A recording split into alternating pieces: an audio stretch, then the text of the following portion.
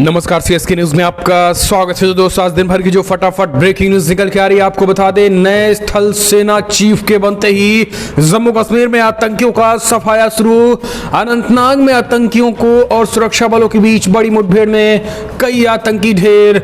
दूसरी बड़ी अपडेट निकल के आ रही है, भारत में अब विदेशी हथियारों को टाटा बाय बाय करने का समय।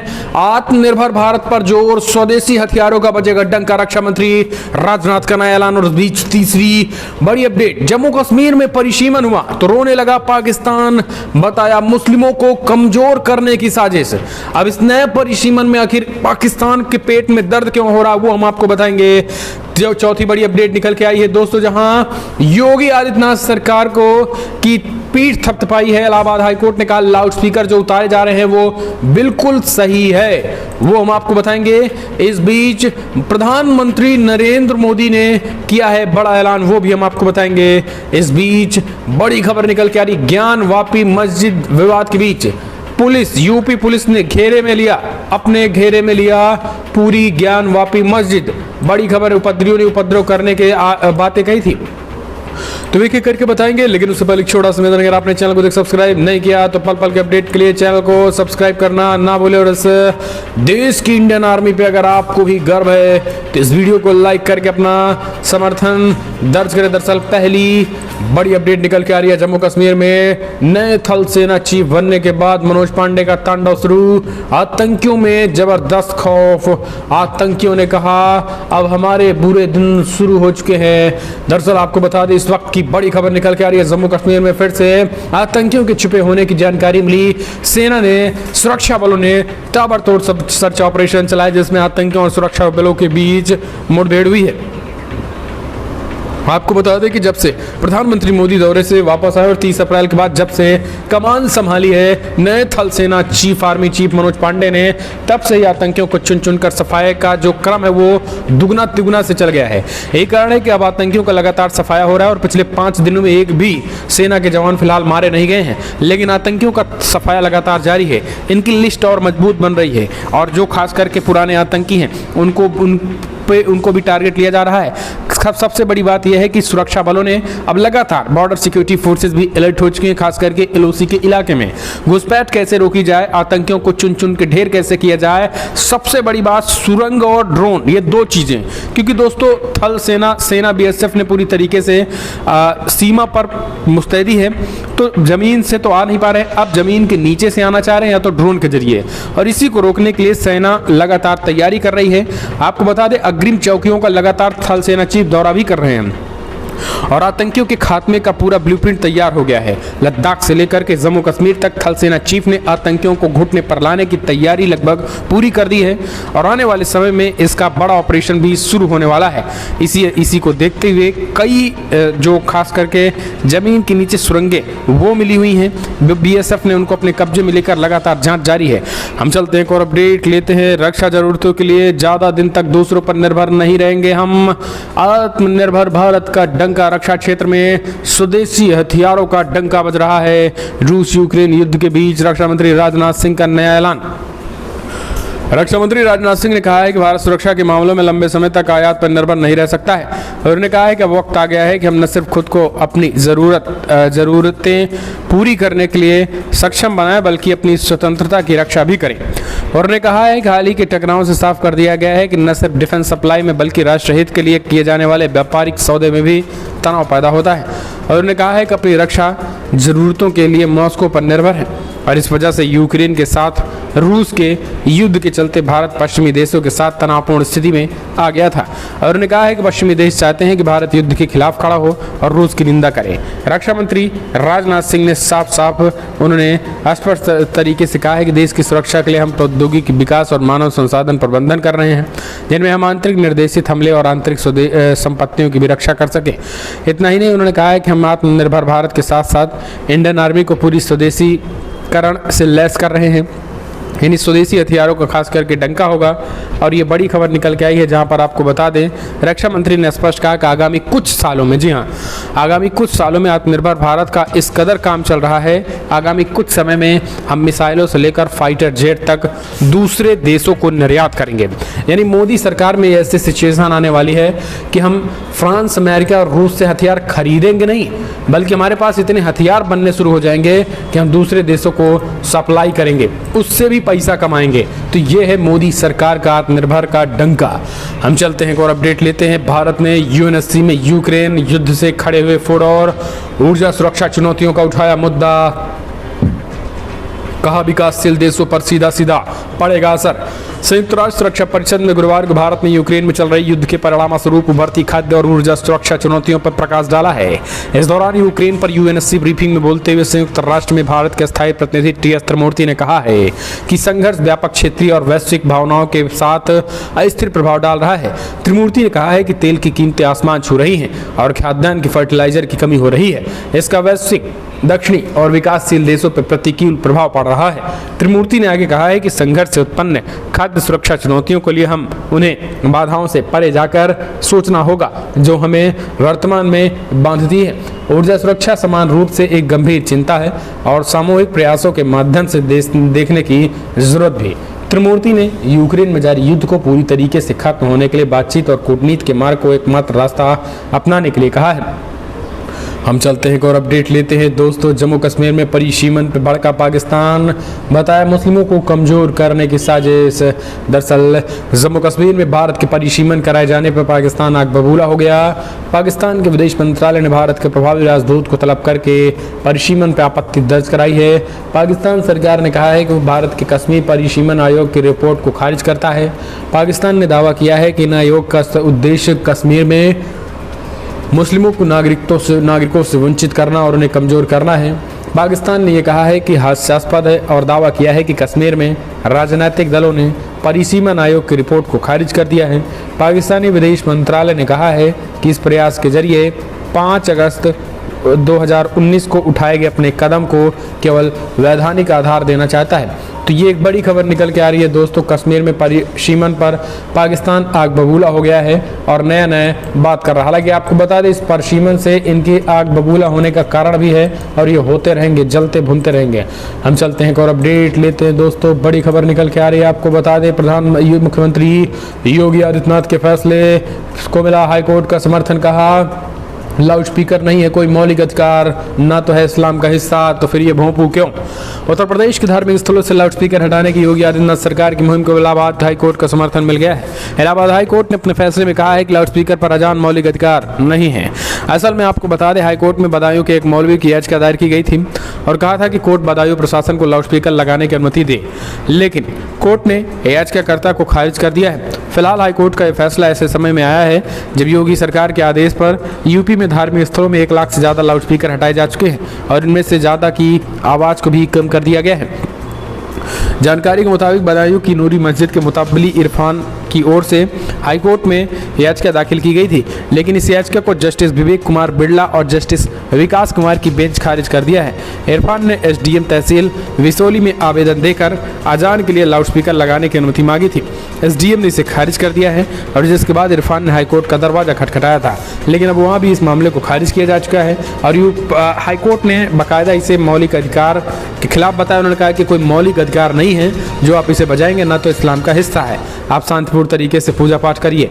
हम चलते हैं और अपडेट लेते हैं दोस्तों। बड़ी खबर, तेजिंदर पाल सिंह बग्गा को गिरफ्तार कर लिया गया है। बीजेपी के नेता है, पिता का आरोप, पंजाब पुलिस ने मेरे चेहरे पर मुक्का जड़ा। दरअसल दोस्तों आपको बता दें पंजाब पुलिस ने भाजपा नेता तेजिंदर पाल सिंह बग्गा को उनके साइबर सेल में दर्ज शिकायत के आधार पर शुक्रवार गिरफ्तार कर लिया। भारतीय जनता युवा मोर्चा के राष्ट्रीय सचिव, आम आदमी पार्टी के नेता सनी सिंह द्वारा उनके खिलाफ शिकायत दर्ज कराने के बाद मामला दर्ज किया गया था, जिनमें आरोप लगाया गया था कि तेजिंदर पाल सिंह बग्गा ने भड़काऊ बयान दिया था, अफवाह फैलाई थी और धार्मिक सांप्रदायिकता दुश्मनी पैदा करने की कोशिश की गई थी। भाजपा नेता तेजिंदर बग्गा ने 30 मार्च को एक विरोध प्रदर्शन के दौरान दिल्ली के मुख्यमंत्री अरविंद केजरीवाल को कथित तौर पर धमकाया। शिकायतकर्ता की ओर से पुलिस को बग्गा और बयान और वीडियो फ्लॉप सौंपा गया था। केजरीवाल की कार्रवाई लगातार इस तरीके से जारी है। अब लोग हमले बोल रहे हैं। उनका कहना है कि एक राज्य की पुलिस केजरीवाल के हाथ के आ गई तो दूसरे राज्यों के लोगों को भी प्रताड़ित करना शुरू कर दिया है।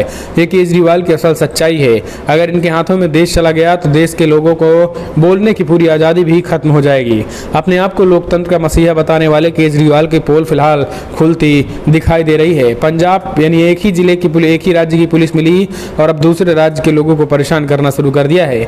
हम चलते हैं एक और अपडेट। युद्ध का 71वां दिन। अमेरिकी खुफिया जानकारी से रूसी के जनरलों को मार गिरा रहा यूक्रेन। सेना की हर हरकत पर है पैनी नजर। दरअसल रूसी सेना द्वारा यूक्रेन पर किए गए हमले को 71 दिन भी यूक्रेन शहरों पर हमले जारी हैं। इस युद्ध में अमेरिका, ब्रिटेन समेत दुनिया के कई देश यूक्रेन की मदद कर रहे हैं। इस बीच एक वरिष्ठ अमेरिकी अफसर ने दावा किया है कि यूक्रेन को रूसी यूनिटी के मूवमेंट की खुफिया जानकारी अमेरिका मुहैया करा रहा है और इसकी मदद से कई रूसी जनरलों को यूक्रेन ने निशाना बनाया है। यूक्रेन ने दावा किया है कि उसने रूस के करीब 12 फ्रंटलाइन जनरलों को युद्ध में मार गिराया है। यूक्रेन के इस दावे पर सैन्य विश्लेषक भी चकित हैं, क्योंकि इतने विश्वास के साथ कोई देश ये दावा नहीं कर सकता। लेकिन सच्चाई यह है कि बाइडेन प्रशासन युद्ध के दौरान रियल टाइम खुफिया सूचना यूक्रेन से साझा कर रहा है और एक अमेरिकी अधिकारी ने नाम न छापने की शर्त पर यूक्रेन के साथ साझा की जा रही खुफिया जानकारी को लेकर चर्चा बताया है। हम चलते हैं और अपडेट लेते हैं दोस्तों। अमेरिकी व्हाइट हाउस की नई प्रेस सचिव होंगे कैराइन जीन पियरे। राष्ट्रपति बाइडेन ने की नई घोषणा।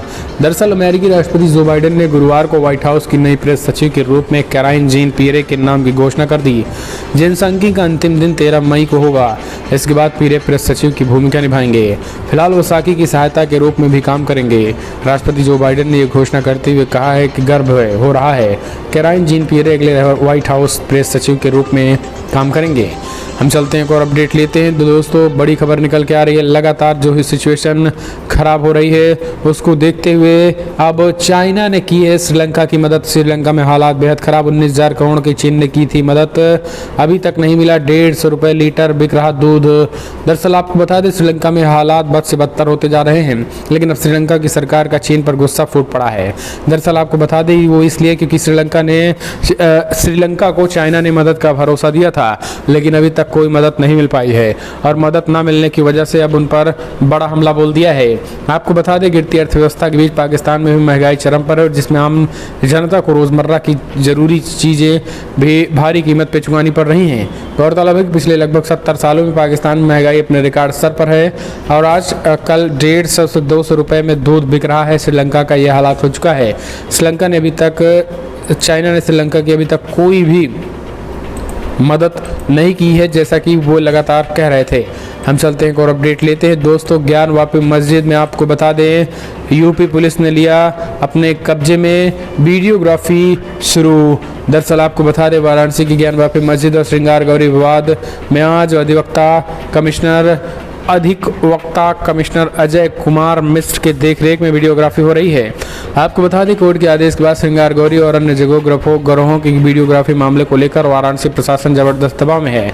शुक्रवार के दिन नमाज अदा करने के बड़ी संख्या में लोग ज्ञानवापी मस्जिद पहुंचे, लेकिन आपको बता दें कि उत्तर प्रदेश की पुलिस और वाराणसी पुलिस ने पूरी तरीके से पूरी मस्जिद को ढक दिया है और किसी भी तरीके के कोई मस्जिद का कोई भाग नहीं दिख रहा है और पूरी तरीके से पुलिस बल तैनात कर दिए गए हैं और अंदर वीडियोग्राफी हो रही है। हालांकि आपको बता दें विरोध करने वाले जो मौलाना थे संयुक्त सचिव की तबीयत बिगड़ गई है। अंजुमन इंतजामिया के कमेटी के संयुक्त सचिव एहसन यासीन ने अब उन्होंने कहा कि उनका ब्लड प्रेशर बढ़ गया है और वो बात करने में सक्षम नहीं है।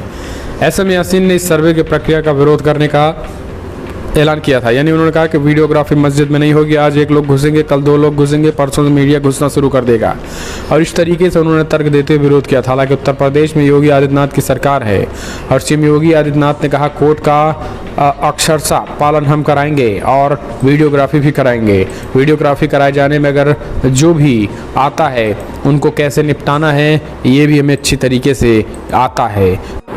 अगली अपडेट, काशी विश्वनाथ मंदिर गेट पे नमाज पढ़ने लगी महिला, पुलिस ने कर दिया इलाज। वाराणसी की काशी विश्वनाथ मंदिर के गेट उस वक्त हंगामा मच गया जब एक महिला अचानक मंदिर गेट के नंबर 4 सामने बैठकर नमाज पढ़ने लगी। काफी देर तक महिला नमाज पढ़ती रही। पुलिसकर्मियों ने काफी इंतजार के बाद जबरन महिला को उठा लिया। इसके साथ ही पुलिस ने महिला को हिरासत में ले लिया।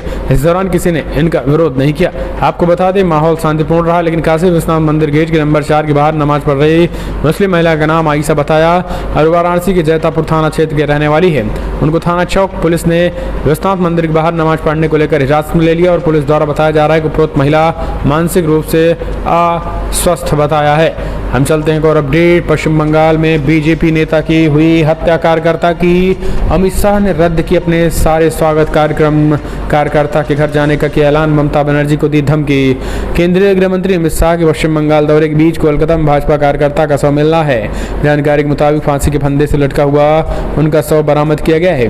मृतक की पहचान काशीपुरा विधानसभा निवासी अर्जुन चौरसिया के रूप में हुई है। 27 वर्षीय भाजपा कार्यकर्ता की हत्या पर भारतीय जनता पार्टी ने शोक व्यक्त किया है।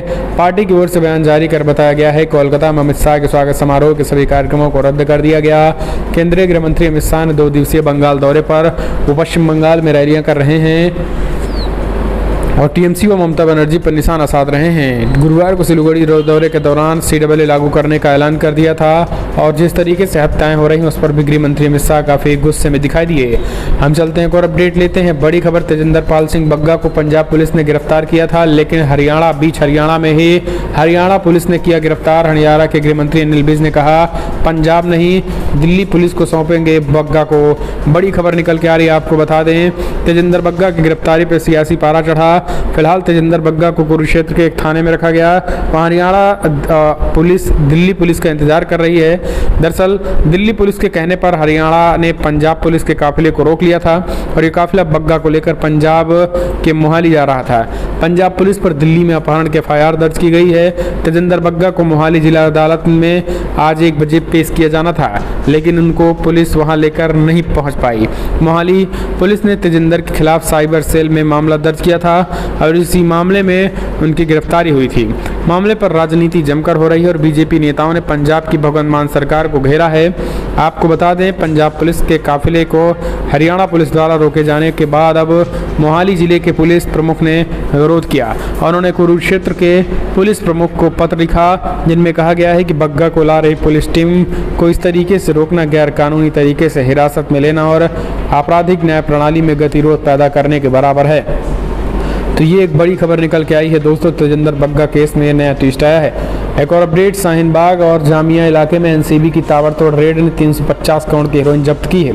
अब आप समझिए 350 करोड़ की हीरोइन, आखिर शाहीन बाग और जामिया जैसे इलाकों में हो क्या रहा है? पूरी तरीके से नशे का अड्डा बन गया है, जुआड़ियों का अड्डा बन गया है, अवैध आतंकियों का अड्डा बन गया है, रोहिंग्याओं का अड्डा बन गया है, बांग्लादेशियों और घुसपैठियों का अड्डा शाहीन बाग और जामिया जैसे इलाके बन चुके हैं। नारकोटिक्स कंट्रोल ब्यूरो एनसीबी की बड़ी कामयाबी हाथ लगी। एनसीबी ने ड्रग्स तस्करी की बड़े सिंडिकेट का पर्दाफाश कर दिया जिसमें अफगान, पाकिस्तान और भारतीय मूल के लोग शामिल हैं। दरअसल एक इंडो अफगान सिंडिकेट है। नारकोटिक्स कंट्रोल ब्यूरो ने अब तक करीब 350 करोड़ रुपए की ड्रग्स बरामद की है। DDG ज्ञानेश्वर सिंह ने बताया है कि एक सीक्रेट ऑपरेशन पर काम करते हुए दिल्ली के शाहीन बाग और जामिया इलाके में रेड डालकर एक घर में 50 किलो हीरोइन और 47 किलो संदिग्ध नारकोटिक्स बरामद के साथ ही 30 लाख रुपए कैश और नोट गिनने की मशीन बरामद की गई है। हम चलते हैं एक और अपडेट लेते हैं दोस्तों। अवैध खनन के मामले में देश भर में 18 से ज्यादा ठिकानों पर आज ईडी ने की छापेमारी। महिला IAS अधिकारी समेत कई हाई प्रोफाइल नाम है शामिल। झारखंड में अवैध खनन मामले में शुक्रवार को प्रवर्तन निर्देशालय ने बड़ी कार्रवाई करते हुए ईडी की टीम ने देश भर में 18 से ज्यादा ठिकानों पर छापेमारी की है। इनमें झारखंड में सबसे ज्यादा जगहों पर छापे पड़े हैं। बताया जा रहा है कि ईडी को काफी समय से अवैध खनन के जरिए मनी लॉन्ड्रिंग की शिकायत मिल रही थी। इसके बाद ईडी ने इस मामले में गोपनीय जानकारी इकट्ठा की थी और इसके साथ ही कई जगहों पर छापेमारी भी की गई है। बताया जा रहा है कि ईडी की टीम ने देश में एक साथ 18 ठिकानों पर छापेमारी की है। इनमें झारखंड की एक महिला IAS अधिकारी का भी घर है। ईडी की इस कार्रवाई से पूरे राज्य में सनसनी फैल गई है। आपको बता दें, सूत्रों की माने तो ईडी की टीम ने झारखंड के माइनिंग सेक्रेटरी पूजा सिंघल के घर छापेमारी की गई है। हम चलते हैं एक और अपडेट लेते हैं। बड़ी खबर निकल के आ रही है, अरविंद केजरीवाल की खुली पोल। बुलडोजर के नाम पर वसूली कर रहे आप विधायक रोहिंग्या और बांग्लादेशियों को भी बसा रहे हैं। जहां झुग्गी वहां मकान। आपको याद होगा केजरीवाल ने एक नया नियम लॉन्च किया था, लेकिन दोस्तों असल में उसकी पोल खुल गई है। जहां झुग्गी वहां मकान में केवल और केवल उन्हीं झुग्गियों को मकान दिया जा रहा है, अस्थायी किया जा रहा है जो रोहिंग्या हैं, जो बांग्लादेशी हैं, जो घुसपैठ हैं जो आम केजरीवाल के वोट बैंक हैं, उन्हीं को बाकायदा वहां पर जहां झुग्गी वहीं मकान के आदेश दिए जा रहे हैं। इसको देखते हुए बीजेपी के प्रदेश अध्यक्ष ने खुलासा करते हुए केजरीवाल की पोल खोल कर रख दी और उन्होंने कहा है कि केजरीवाल पूरी तरीके से आज दिल्ली में अवैध घुसपैठियों का अड्डा बना रहे हैं। एक तरफ पश्चिम बंगाल है, दूसरी तरफ केजरीवाल है। पश्चिम बंगाल में ममता है तो यहाँ पे केजरीवाल दिल्ली में बैठे अवैध घुसपैठियों और रोहिंग्याओं का अड्डा बनाकर जहाँ झुग्गी वही मकान एक एक व्यक्ति से 30-30 हज़ार, 40-40 हज़ार, 50-50 हज़ार रुपये लिया जा रहा है और उन्हें बाकायदा ज़मीनों के साथ मकान दिया जा रहा है और उन घुसपैठियों को बसाया जा रहा है और अपने वोट बैंक को मजबूत किया जा रहा है। इस खुलासे के बाद अब केजरीवाल सन्नाटे में हैं। फिलहाल बड़ी खबर में इतना ही। पल पल के अपडेट के लिए चैनल को सब्सक्राइब करना ना भूलें। इस वीडियो में इतना ही। जय हिंद।